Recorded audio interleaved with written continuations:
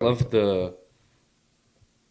I guess we can kind of because there is so much that the sound like coincides with the cinematography so much that it's almost like you can't talk about one without talking about the other. Of his stitches or his staples and like the cracking of like his brain. But there's one shot for some reason where they just put Foley over when he blinks. Yes, And you hear that's what I like was the trying to get wet to. sound. I was like, why? That was really gross. It was so weird for me. I I was was like, so grossed what? out, but I think it worked for the movie itself. But yeah, I was so grossed out with just like the weird blinking, and then you hear like the wetness of his eyes Yeah. blinking. There is one that I do have a problem with, and it's when they do break a camera rule here, known as the 180 rule. The camera switches sides on them, and from this whole sequence to us, Cameron is on the left, and the dude that gets hit and falls to the ground is on the left.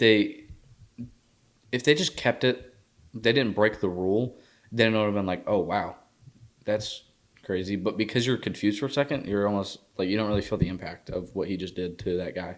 Like I don't know how he's gonna come back from this, and then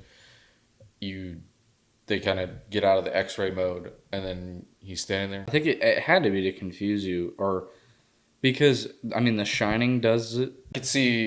I can see it working for the sense of they want the audience to kind of feel the reality blurred. Yeah, this is where we see Cameron start to break. Yeah. I think that was a metaphor for football fans, and I feel like that can be also like some sort of metaphor that this compound was like built on blood, and or there's not blood money, but like There is a ton of blood like money in this movie. even though I have gripes with a lot of it, I I did enjoy this, and I like shockingly how thought provoking I guess it is because of and I feel like the themes and the metaphors or whatever are there.